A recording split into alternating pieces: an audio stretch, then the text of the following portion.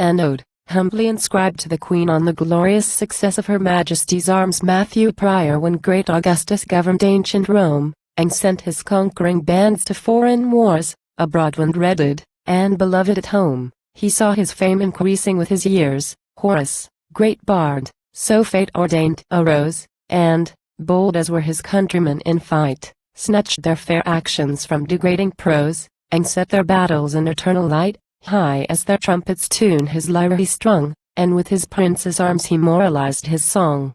When bright Eliza ruled Britannia's state, widely distributing her high commands, and, boldly wise and fortunately great, freed the glad nations from tyrannic bands, an equal genius was in Spenser found. To the high theme he matched his noble lays. He travelled England o'er on fairy ground, in mystic notes to sing his monarch's praise. Reciting wondrous truths and pleasing dreams, he decked Eliza's hut with Gloriana's beams. But, greatest Anna, while thy arms pursue paths of renown, and climb ascents of fame, which nor Augustus nor Eliza knew, what poet shall be found to sing thy name? What numbers shall record, what tongue shall say thy wars on land, thy triumphs on the main? O fairest model of imperial sway! What equal pen shall write thy wondrous reign? Who shall attempts and feats of arms rehearse, nor yet by story told, nor paralleled by verse? Me all too mean for such a task I weet. Yet if the sovereign lady designs to smile, I'll follow Horace with impetuous heat, and clothe the verse in Spenser's native style, by these examples rightly taught to sing, and smit with pleasure of my country's praise, stretching the plumes of an uncommon wing, high as Olympus I my flight will raise. And latest times shall in my numbers read Anna's immortal fame and Marlborough's hardy deed. As the strong eagle in the silent wood, mindless of warlike rage and hostile care, plays round the rocky cliff or crystal flood, till by Jove's high behests called out to war, and charged with thunder of his angry king, his bosom with the vengeful message glows, upward the noble bird directs his wing, and towering round his master's earthborn foes, swift he collects his fatal stalk of ire, lifts his fierce talon high, and darts the forked fire. Sedate and calm thus Victor Marlborough sate, shaded with laurels, in his native land, till Anna calls him from his soft retreat, and gives her second thunder to his hand, then leaving sweet repose and gentle ease, with ardent speed he seeks the distant foe, marching o'er hills and vales, o'er rocks and seas, he meditates and strikes the wondrous blow. Our thought flies slower than our general's fame. Grasps he the bolt? We ask when he has hurled the flame. When fierce Bavor on Judoint's spacious plain did from afar the British chief behold, betwixt despair, and rage, and hope, and pain, something within his warring bosom rolled, he views that favourite of indulgent fame, whom whilom he had met on Ister's shore. Too well, alas! The man he knows the same, whose prowess there repelled the buoyant power, and sent them trembling thro' the frighted lands, swift as the whirlwind drives Arabia's scattered sands. His former losses he forgets to grieve, absolves his fate with a kinder ray it now would shine, and only give him leave to balance the account of Blenheim's day. So the fell lion, in the lonely glade, his side still smarting with the hunter's spear, though deeply wounded, no way yet dismayed, roars terrible, and meditates new war, in sullen fury traverses the plain, to find the venturous foe, and battle him again. Misguided prince, no longer urge thy fate, nor tempt the hero to unequal war. Famed in misfortune, and in ruin great, confess the force of Marlborough's stronger star. Those laurel groves, the merits of thy youth, which thou from Mahomet didst greatly gain, while, bold asserter of resistless truth, thy sword did godlike liberty maintain, must from thy brow their falling honors shed, and their transplanted wreaths must deck a worthier head. Yet cease the ways of Providence to blame, and human faults with human grief confess. 'Tis thou art changed, while heaven is still the same. From thy ill counsels date thy ill success, impartial justice holds her equal scales, till stronger virtue does the weight incline. If over thee thy glorious foe prevails, he now defends the cause that once was thine. Righteous the war, the champion shall subdue, for Jove's great handmaid, power, must Jove's decrees pursue. Hark! The dire trumpets sound their shrill alarms. Alverkeek, branched from the renowned Nassau's, hurry in war, and bent beneath his arms, his glorious sword with dauntless courage draws.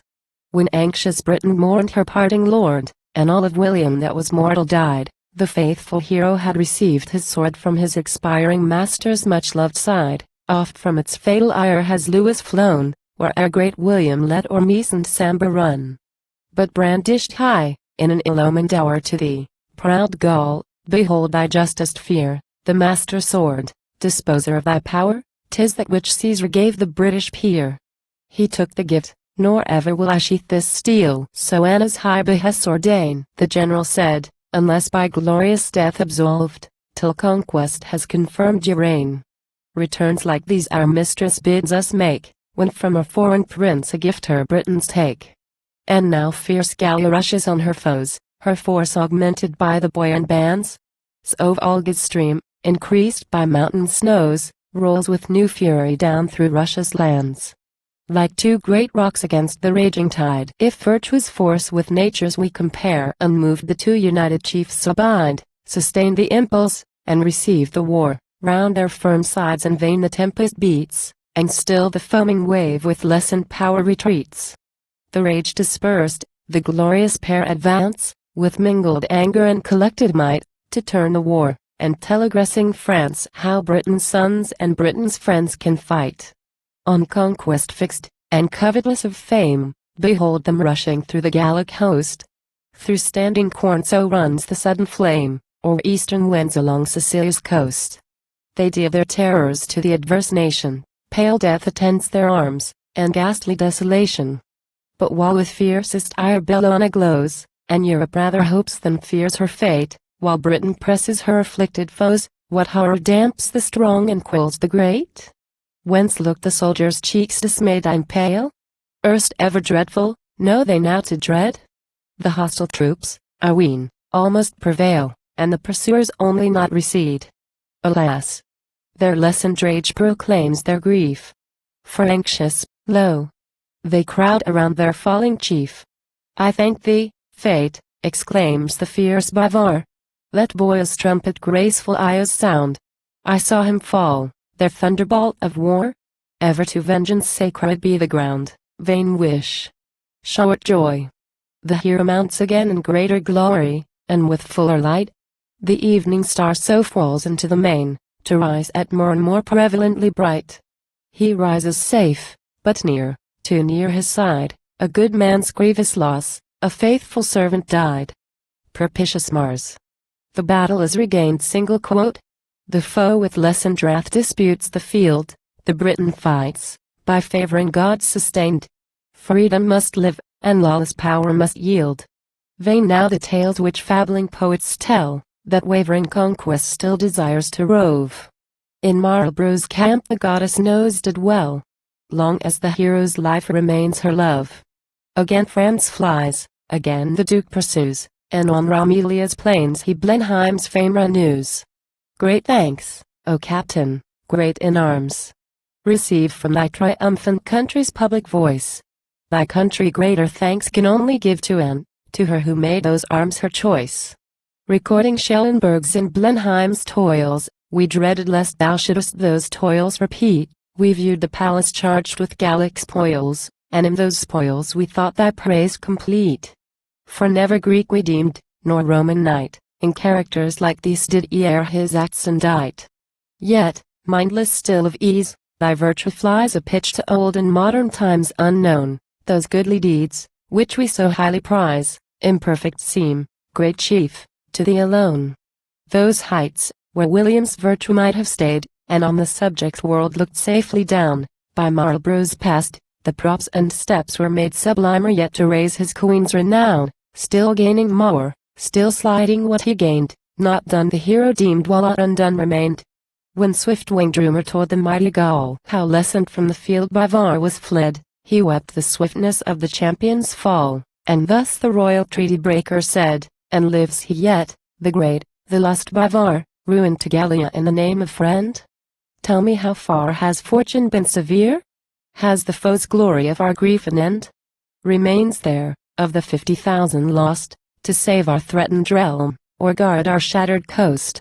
To the close rock the frighted raven flies, Soon as the rising eagle cuts the air, the shaggy wolf unseen and trembling lies. When the hoarse roar proclaims the lion near, ill-starred did we our forts and lines forsake, to dare our British foes to open fight. Our conquest we by stratagem should make, 'tis ours by craft and by surprise to gain, 'tis theirs, to meet in arms, and battle in the plain.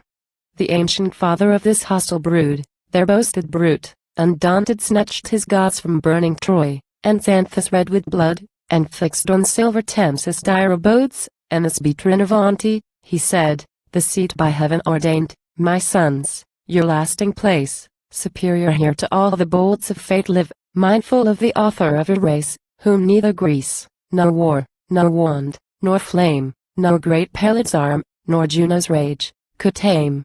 Their tutors hence, and Stuart's offspring flow, hence Edward, dreadful with his sable shield, Talbot to Gallia's power eternal foe, and Seymour, famed in council or in field, hence Neville, great to settle or dethrone, and Drake, and Candish, terrors of the sea, hence Butler's sons, o'er land and ocean known, Herbert's and Churchill's warring progeny, hence the long roll which Gallia should conceal, for, oh, who, vanquished, loves the victor's fame to tell? Envied Britannia, sturdy as the oak, which on her mountain top she proudly bears, eludes the axe, and sprouts against the stroke. Strong from her wounds, and greater by her wars. And as those teeth, which Cadmus sowed in earth, produced new youth, and furnished fresh supplies, so with young vigor, and succeeding birth, her losses more than recompensed arise. In every age she with the race is crowned, for letters more polite, in battles more renowned. Obstinate power, whom nothing can repel. Not the fierce Saxon, nor the cruel Dane, nor deep impression of the Norman steel, nor Europe's force amassed by envious Spain. Nor France on universal sway intent, oft breaking leagues, and oft renewing wars.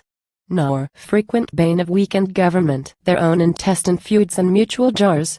Those feuds and jars, in which I trusted more, than in my troops, and fleets, and all the Gallic power. To fruitful rhymes, or fair Lutetia's gate, what tidings shall the messenger convey? Shall the loud herald our success relate, or metrid priest appoint the solemn day? Alas! My praises they no more must sing. They to my statue now must bow no more. Broken, repulsed is their immortal king, fallen, fallen forever, is the Gallic power. The woman chief is master of the war, earth she has freed by arms, and vanquished heaven by prayer. While thus the ruined foes despair commends thy counsel and thy deed, victorious queen, what shall thy subjects say, and what thy friends? How shall thy triumphs in our joy be seen? Oh! Deign to let the eldest of the nine recite Britannia great and Gallia free. Oh! With her sister sculpture let her join to raise, great Anne, the monument to thee. To thee, of all our good the sacred spring. To thee, our dearest dread. To thee, our softer king.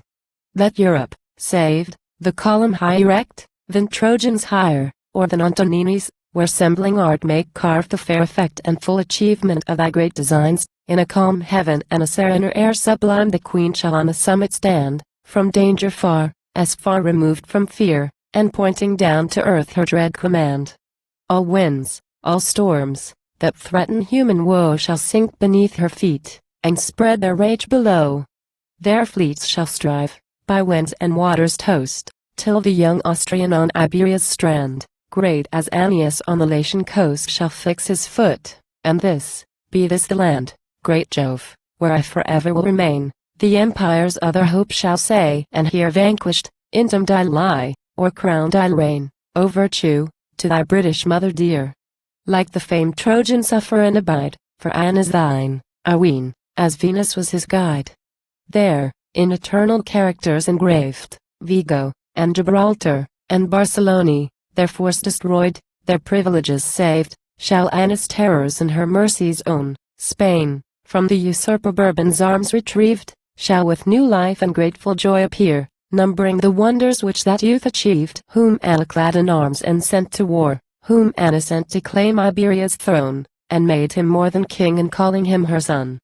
Their Ister, pleased by Blenheim's glorious field, rolling, shall bid his eastern waves declare Germania saved by Britain's ample shield, and bleeding Gaul afflicted by her spear. Shall bid them mention Marlborough, on that shore leading his islanders renowned in arms, through climes where never British chief before pitched his camp, or sounded his alarms. Shall bid them bless the Queen, who made his streams glorious as those of Boyne, and safe as those of Thames. Brabantia, clad with fields, and crowned with towers, with decent joy shall her deliverer meet, shall own thy arms, great Queen, and bless thy powers, laying the keys beneath thy subjects' feet. Flandria, by plenty made the home of war, shall weep her crime, and bow to Charles restored, with double vows shall bless thy happy care in having drawn and having sheathed the sword. From these their sister provinces shall know how aunt supports a friend, and how forgives a foe. Bright swords, and crested helms, and pointed spears, in artful piles around the work shall lie. And shields indented deep in ancient wars, blazoned with signs of Gallic heraldry. And standards with distinguished honors bright, marks of high power and national command, which Valois' sons, and Bourbons bore in fight, or gave to Foy, or Montmorency's hand. Great spoils, which Gallia must to Britain yield, from Crecy's battle saved to great Ramilia's field. And, as fine art the spaces may dispose, the knowing thought and curious I shall see thy emblem, gracious Queen, the British rose, type of sweet rule and gentle majesty, the northern thistle, whom no hostile hand unheard too rudely may provoke, I ween. Hibernia's harp, device of her command, and parent of her mirth shall there be seen. Thy vanquished lilies, France, decayed and torn, shall with disordered pomp the lasting work adorn. Beneath, great Queen, oh, very far beneath, next to the ground and on the humble base, to save herself from darkness and from death, that muse desires the last, the lowest place. Who, though unmeet, yet touched the trembling string, for the fair fame of Anne and Albion's land, who durst of war and martial fury sing. And when thy will, and when thy subjects' hand, had quelled those wars, and bid that fury cease, hangs up her grateful harp to conquest, and to peace.